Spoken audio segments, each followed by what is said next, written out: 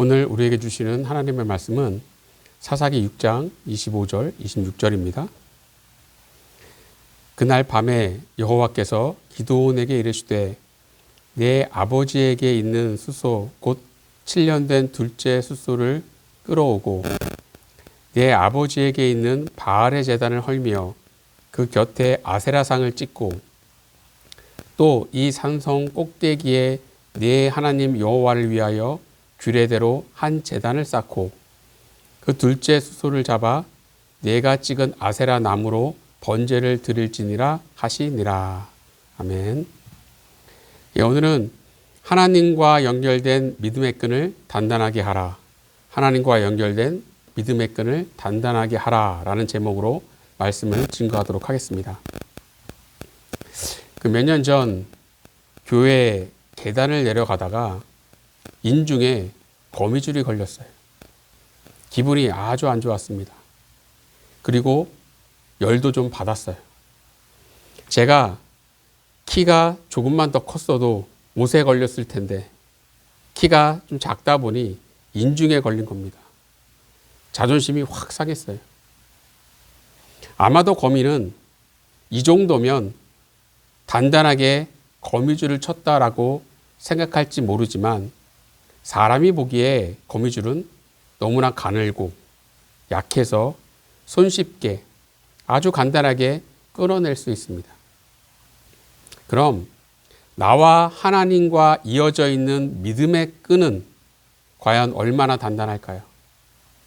하나님과 연결된 믿음의 끈이 거미줄처럼 악한 마귀가 간단하게 끊어낼 수 있는 연약한 상태일까요? 아니면 도저히 끊어낼 수 없을 만큼 단단하게 연결되어 있을까요?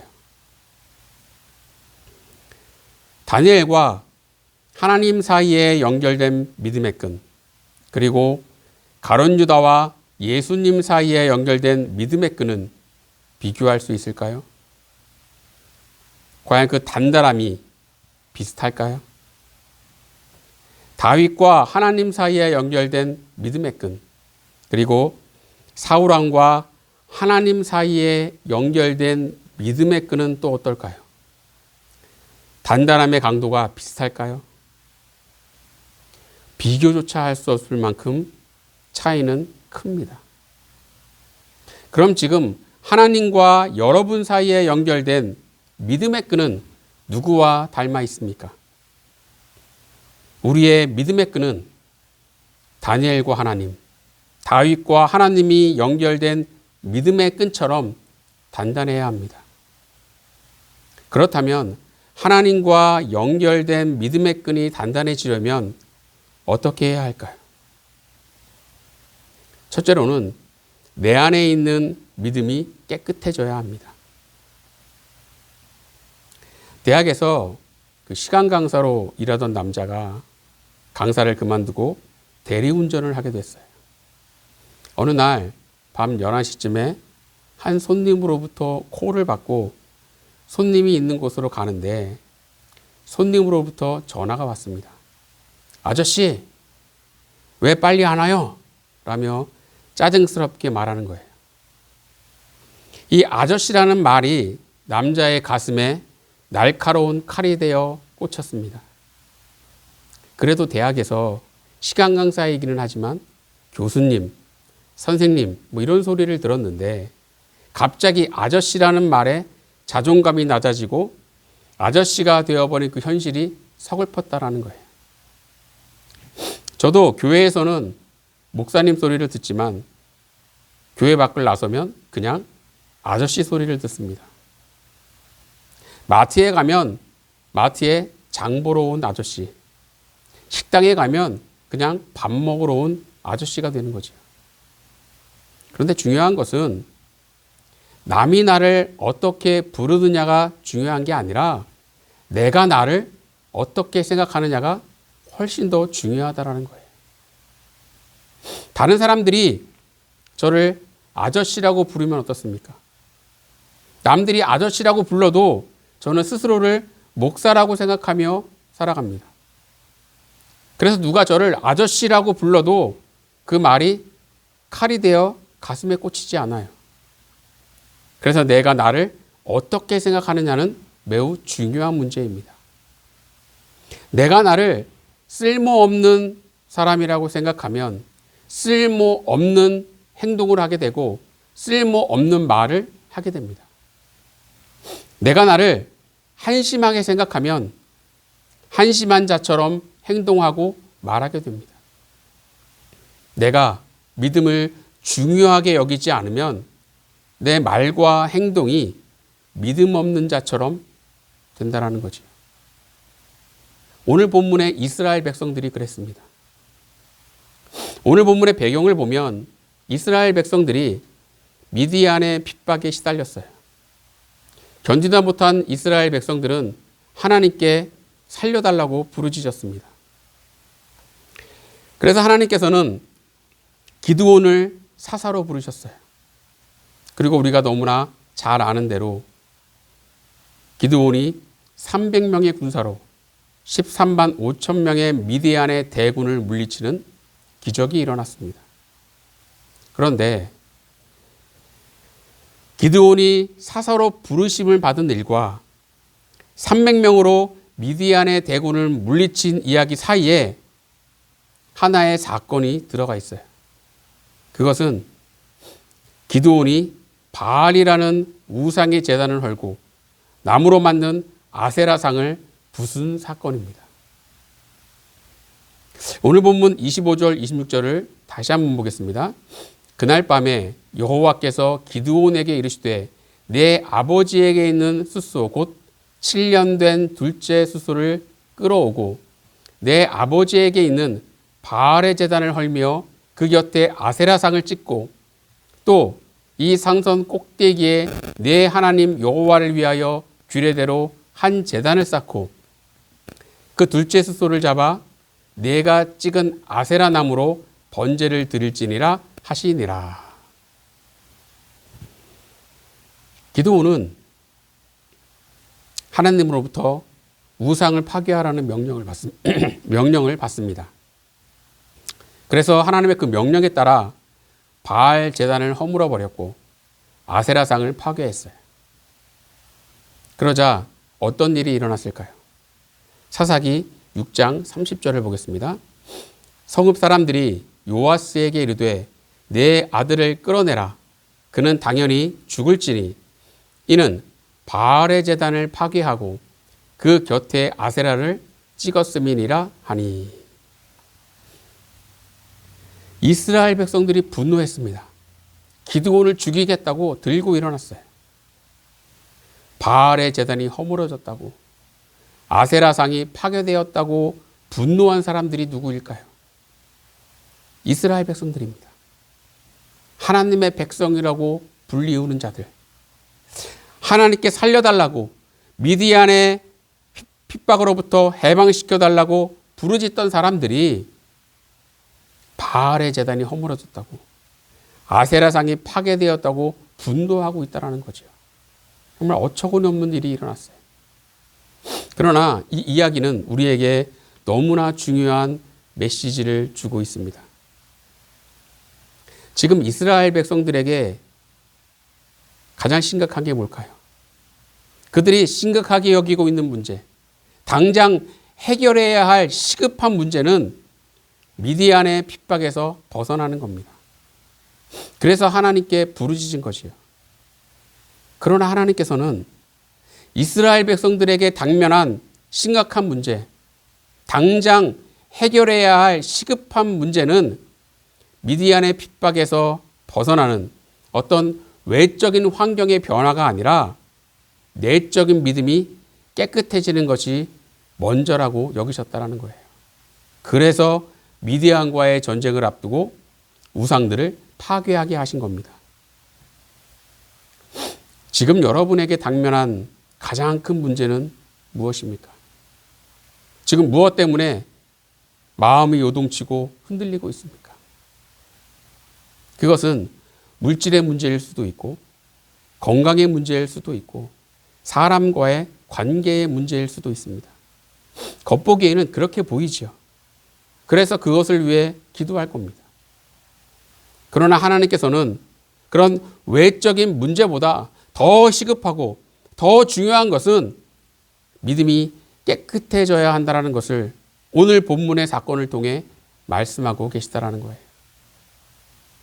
만약 이스라엘 백성들이 믿음의 중요성을 잘 알고 있었다면, 자신들은 하나님의 백성이라는 생각으로 충만해 있었다면 믿음은 더럽혀지지 않았을 것이고 하나님과의 연결된 믿음의 끈도 단단했을 것입니다. 그러나 불행하게도 이스라엘 백성들은 바알의 제단과 아세라상이 파괴되었다며 난리를 쳤어요. 그렇게 하나님과 연결된 믿음의 끈이 얼마나 약한지를 보여주었다라는 겁니다. 바라기는 우리가 하나님의 백성이라는 사실을 한시도 잊지 않는 깨끗한 믿음을 가진 자가 되기를 소원합니다. 그래서 하나님과 연결된 믿음의 끈이 단단해져 어떤 어려움도 어떤 고난에도 끊어지지 않고 승리를 맛보는 저와 여러분이 되기를 간절히 축원합니다. 두 번째로, 하나님과 연결된 믿음의 끈이 단단해지려면 방향이 틀어지지 않아야 합니다. 우리의 생각과 삶의 방향은 어디로 향해야 할까요? 당연히 하나님을 향해야 합니다. 우리의 생각과 삶의 방향이 하나님을 향할 때 믿음이 부실해지지 않고 하나님과 연결된 믿음의 끈이 단단해지는 겁니다. 암에 걸리면 가장 무서운 게 전이입니다. 몸 이곳저곳으로 암이 퍼지는 것이 가장 큰 문제이기 때문에 암은 전이와의 싸움이라고 해도 과언이 아닙니다. 그런데 암이 가장 빠르게 전이되는 곳, 순식간에 전이되는 곳이 있습니다. 바로 마음이에요. 제가 몇 년 전 건강검진을 받았는데 갑상선에 덩어리 같은 게 있다며 크기나 모양이 매우 좋지 않으니 조직검사를 좀 했으면 좋겠다 라는 말을 듣고 이제 조직검사를 하게 됐습니다. 결과는 일주일 후에 이제 나온다는 거예요. 조직검사를 하고 집에 오는데 암이라는 진단이 나온 것도 아니고 단지 의심스러워서 조직검사를 했을 뿐입니다. 그리고 암 중에서도 레벨이 가장 낮은 갑상선인데도 두려움이 생기면서 마음이 요동치고 흔들렸어요.